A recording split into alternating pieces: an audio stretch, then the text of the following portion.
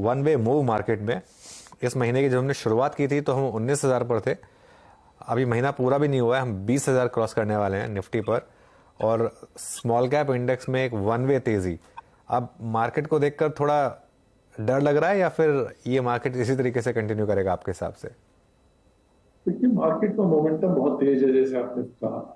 तो डर तो आपको हर समय ऐसा लगना, डर नहीं लेकिन एक आपको थोड़ा सहूलियत बरतनी मेंटेन करना चाहिए, क्योंकि जब इस तरह का वन वे मूव होता है तो ऑब्वियसली कहीं ना कहीं कुछ बबल्स फॉर्म होना शुरू हो जाते हैं।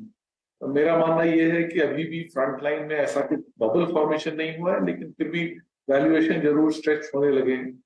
पहले दोस्तों, अगर आप बाजार में अपना पैसा इन्वेस्ट करना चाहते हैं तो अभी जुड़े एंजल ब्रोकिंग के साथ में, क्योंकि यहाँ आपको मिलती है एक अच्छी एडवाइस और भरोसेमंद सर्विस, और यहाँ अकाउंट ओपन करना भी है बिल्कुल फ्री ऑफ कॉस्ट। तो आज ही जुड़े एंजल ब्रोकिंग के साथ में। अकाउंट ओपनिंग लिंक डिस्क्रिप्शन में है, आज ही अपना अकाउंट ओपन कराएं। अगर आप अगले साल का वैल्यूएशन देखें तो ऑलरेडी 21-22 के आसपास चल रहा है। उसके अगले साल का जो है मार्च 25 का अगर आप वैल्यूएशन देखें तो अभी 18 से ऊपर हो चुका है।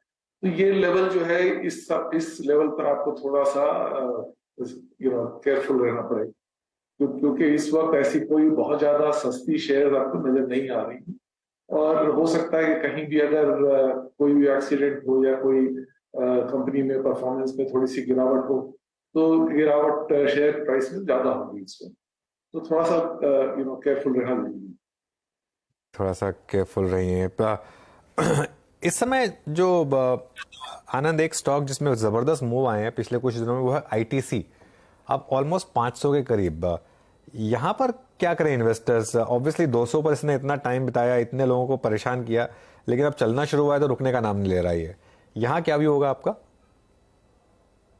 इसमें देखिए, कॉर्पोरेट एक्शन ड्यू है।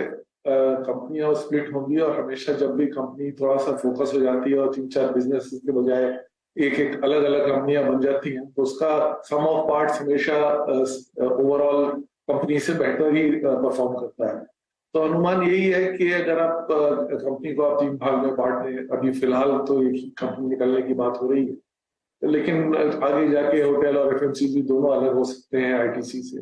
तो अगर ऐसा होगा तो डेफिनेटली यहाँ से भी वैल्यूएशन आपको काफी बढ़िया बन सकता होगा, क्योंकि होटल में स्पेशली इस साल काफी अच्छा परफॉर्मेंस आना चाहिए और स्टेपल्स एक्सेट्रा भी काफी अच्छा करना चाहिए, तो परफॉर्मेंस बेहतर रहेगी। अभी तक आईटीसी में प्रॉब्लम ये था कि एक क्षेत्र से पैसा निकलता था और दूसरे में जाके डूब जाता था, और उसमें अर्निंग्स कोई खास दिखाता नहीं था कि परफॉर्मेंस कहाँ आ रहा है। अब जो है तीनों क्षेत्रों में मेरे हिसाब से कैपिटल एलोकेशन की जरूरत नहीं होनी चाहिए। तो परफॉर्मेंस आईटीसी की बाकी कंपनियों से अभी भी वैल्यूएशन के हिसाब से थोड़ा कम है।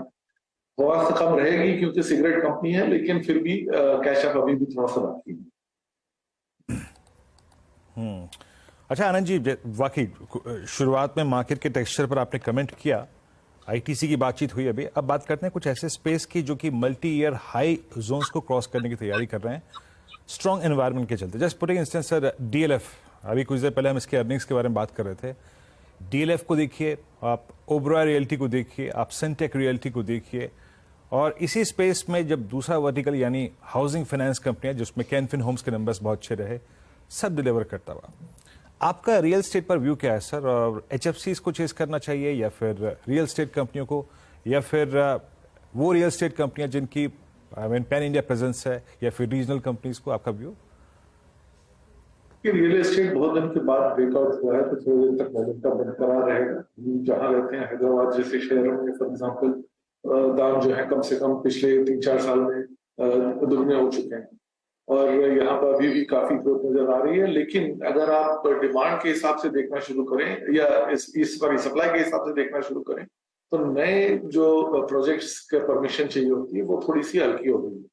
तो कैपेसिटी जो है काफी अब बाजार में आ रही है, अगले 2-3 साल तक रहेगी मेरे हिसाब से। कुछ तिमाहियों तक अभी आपको फिर भी डिमांड भी काफी स्ट्रांग नजर आएगी, तो परफॉर्मेंस नियर टर्म तो अच्छा रहेगा। लेकिन अगर आपको ये क्षेत्र प्ले करना है तो मेरे हिसाब से हाउसिंग फाइनेंस बेटर क्षेत्र है प्ले करने के लिए, सिंपली बिकॉज उससे ये नहीं फर्क पड़ता कि आप किस शहर में खरीदें, जहां भी होगी कोई भी all India housing finance company जहां पे होगी उसको भी वही ग्रोथ नजर आएगा। और थोड़ा सा ये जजमेंट निकालने की जरूरत नहीं है कि दिल्ली या बैंगलोर या बॉम्बे या हैदराबाद या चेन्नई किस क्षेत्र की कंपनी को आपको चुनना है। हाउसिंग फाइनेंस मेरे हिसाब से बेटर एरिया है। ऑफ कोर्स ये काफी कॉम्पिटिटिव एरिया है और इसमें आजकल हाउसिंग फाइनेंस कंपनी से ज्यादा बैंक्स में भी बहुत ज्यादा एंट्री है और ग्रोथ उसमें काफी आ रही है। तो आप उसमें बैंक से भी आप डायरेक्टली ये रियल एस्टेट प्ले देख सकते हैं। दोस्तों अगर आप बाजार में अपना पैसा इन्वेस्ट करना चाहते हैं तो अभी जुड़े एंजल ब्रोकिंग के साथ में, क्योंकि यहाँ आपको मिलती है एक अच्छी एडवाइस और भरोसेमंद सर्विस और यहाँ अकाउंट ओपन करना भी है बिल्कुल फ्री ऑफ कॉस्ट। तो आज ही जुड़े एंजल ब्रोकिंग के साथ में। अकाउंट ओपनिंग लिंक डिस्क्रिप्शन में है, आज ही अपना अकाउंट ओपन कराएं।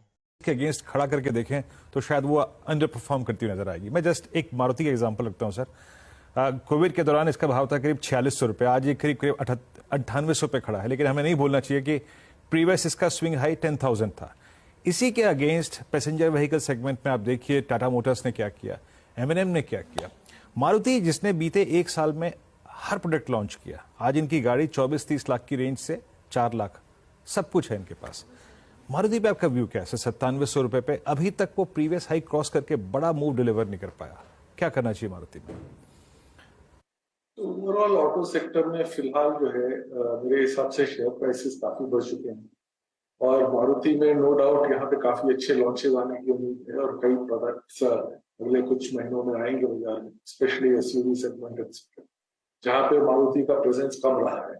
देखने वाली बात ये रहेगी कि मारुति ने जो सस्ते दाम की गाड़ियां इंट्रोड्यूस करी वो तो सक्सेसफुल रही है पहले, लेकिन जो महंगी गाड़ियां हैं वहां पर काफी कंपटीशन आ जाता है बाकी मैन्युफैक्चरर्स के हिसाब से, और मारुति के कोई बहुत ज्यादा सक्सेसफुल लॉन्च उस एरिया में नहीं रहा है। वहां पे सक्सेस होता है तो डेफिनेटली मारुति के लिए पॉजिटिव रहेगा, लेकिन मेरे हिसाब से ये सब भी अगर आप मिला के भी चलें तो ओवरऑल ऑटो सेक्टर जो है, जो कि मिडिल लेवल ईवी एबिटा पे चल रहा है, काफी महंगा है। क्योंकि अगर आप इंटरनेशनल कंपनियों की तुलना में आप भारतीय ऑटो क्षेत्र को देखें तो ज्यादातर ऑटोमोबाइल कंपनियां जो है, फॉर एग्जांपल BMW एक्सेट्रा, वो सिंगल डिजिट ईवी एबिटा पे ट्रेड होती है। इंडिया में ही ऐसा है कि आप डबल डिजिट में कर रहे हैं, और ऐसे माहौल में जहां पर कॉम्पिटिटिव इंटेंसिटी बहुत हाई है और इसके साथ साथ टेक्नोलॉजी शिफ्ट भी हो रही है, आप ICE व्हीकल से आप EV व्हीकल में जा रहे हैं, जिसके कारण नए मैन्युफैक्चरर जो कभी पहले थे भी नहीं वो भी आपको नजर आएंगे।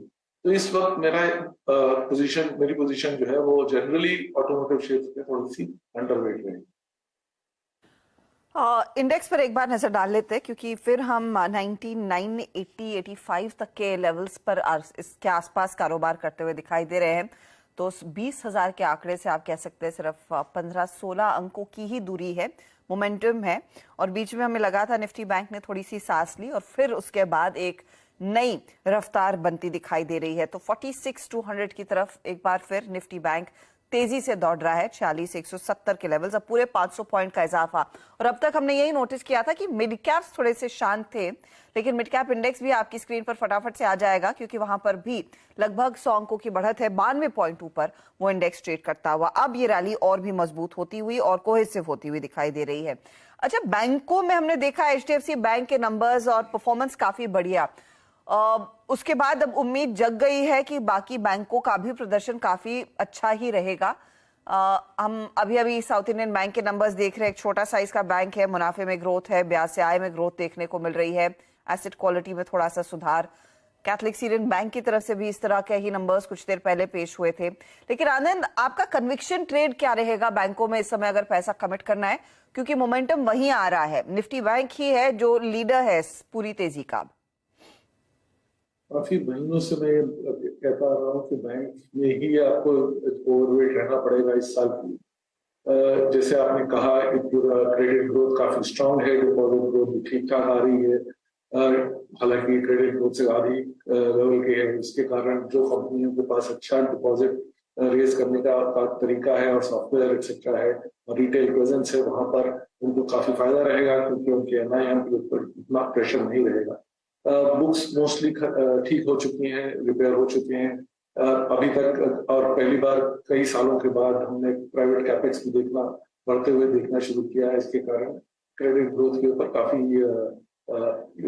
काफी स्ट्रॉन्ग क्रेडिट ग्रोथ आपको दिख रहा है। ऐसा माहौल बैंकों के लिए काफी सही रहेगा। ऑब्वियसली पब्लिक सेक्टर बैंक की वैल्यूएशन अभी भी कम है, लेकिन अगर आपको स्लाइटली लॉन्गर टर्म व्यू करना है तो टैक्टिकली आप पब्लिक सेक्टर देख सकते हैं छोटे बैंकों में भी। अगर आपको थोड़ा लंबे नजरिया से देखना है तो स्ट्रेटेजिकली मेरे हिसाब से HDFC जैसा बैंक जो है अभी भी बढ़िया रिजल्ट दे रहा है, सबसे बड़ा बैंक बन गया है प्राइवेट सेक्टर में बाई फार, और अभी भी वैल्यूएशन जो है अगर आप 25 मार्च का देखें तो 2.5 के नीचे प्राइस टू बुक पे ट्रेड करता है। तो ज्यादा इधर उधर देखने की जरूरत नहीं है। फ्रंटलाइन बैंक्स का परफॉर्मेंस बहुत ही तगड़ा आने वाला है, SBI हो, HDFC हो, ICICI हो। It is not necessary to scrape the bottom of the barrel at this stage. Alright Anand, बहुत बहुत शुक्रिया जुड़ने के लिए हमारे साथ और बात करने के लिए हमारे साथ।